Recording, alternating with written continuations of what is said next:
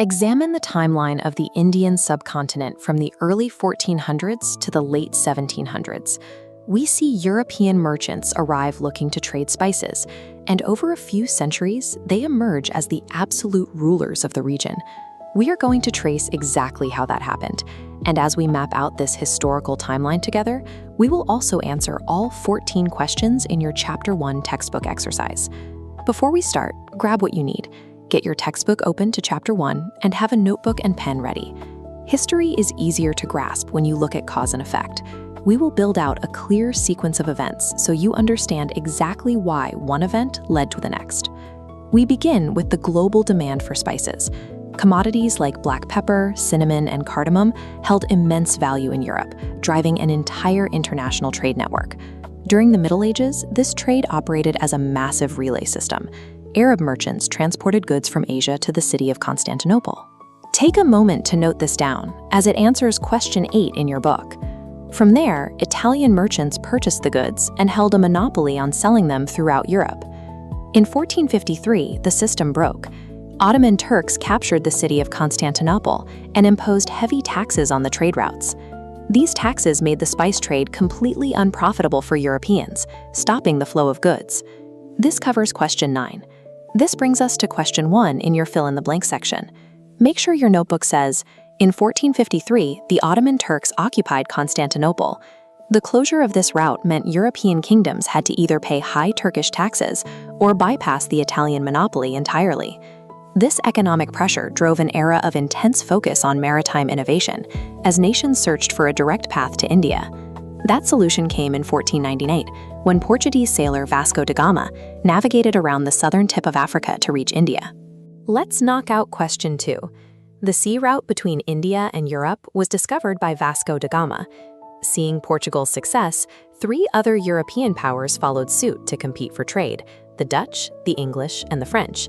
You'll need this list for question 10. The Dutch established the Dutch East India Company and tried to secure a monopoly on the spice trade in Kerala. However, they met resistance from Raja Marthanda Varma, the ruler of Travancore. When the Dutch declared war in 1741, Marthanda Varma's army pushed back. He inflicted heavy losses on the Dutch forces, ultimately forcing their surrender in 1753. You can write this down for question 11. This event also gives us the answer to question 3.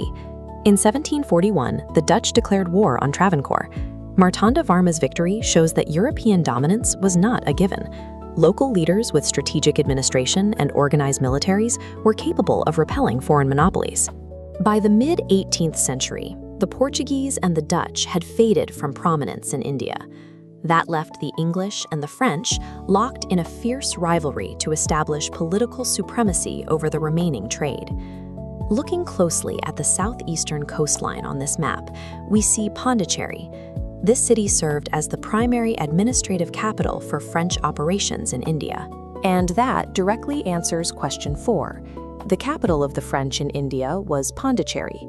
To gain an edge, both powers began interfering in local succession disputes, leading to the Second Carnatic War. For question 12, outline the 2 factions. The French supported Salabat Jung in Hyderabad and Chanda Sahib in Carnatic. The English backed Nasir Jung initially, and then Muhammad Ali, with military leadership from Robert Clive. Robert Clive attacked Arcot, the capital of Carnatic, and defeated Chanda Sahib.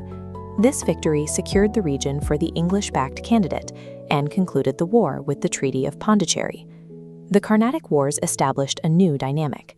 The European powers realized they could install sympathetic local rulers instead of having to conquer the territory directly.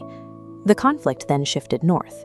In 1757, tensions boiled over into the Battle of Plassey. There were 3 main triggers. British officials were misusing Dastaks, which were tax-free trade licenses, draining the local treasury. Second, the British repaired their fort in Calcutta and mounted cannons without permission. Finally, Nawab Siraj-ud-Dawla imprisoned over 100 Englishmen in a tiny room, leading to many deaths, an event known as the Black Room Tragedy. In retaliation, Robert Clive led the British to victory at Plassey. As a result, they installed Mir Jafar as Nawab. In return, the company gained massive financial payouts and exclusive trading rights in Bengal. That completes question 13. For your fill-in-the-blank question 5, write this down. The war broke out between Siraj-ud-Dowlah and Robert Clive in 1757 was the Battle of Plassey. The situation escalated further, leading to the Battle of Buxar in 1764. A new Nawab, Mir Qasim, rebelled against British trade interference. He formed an alliance with the Mughal ruler Shah Alam II and Shuja-ud-Dowlah, but the British forces defeated them. For question 14, note the outcome of Buxar. The British secured Diwani rights, the direct authority to collect land taxes. This allowed Robert Clive to establish a dual government system, where local officials handled basic administration, but the British controlled the revenue. Let's fill in your last 2 blanks. Number 6. The Diwani rights over Bengal were handed over to the British East India Company by Shah Alam II. And number 7. The dual government policy was implemented by Robert Clive in Bengal. The acquisition of Diwani rights legally transformed the British East India Company into the tax-collecting government of Bengal. Step by step, we've traced the timeline of European expansion, and you've successfully completed all 14 questions in your Chapter 1 exercise. To keep this straight in your head, review these 4 anchor dates: 1453, when the land route closed; 1498, when Vasco da Gama found the sea route; 1757 for the Battle of Plassey; and 1764 for the Battle of Buxar. Hit pause right now and double-check your notebook against these dates before you close out. You can see how the desire for profitable trade pushed maritime innovation, and how protecting those profits drove military conquest. Grasping that sequence is the key to understanding the next chapter of modern global history.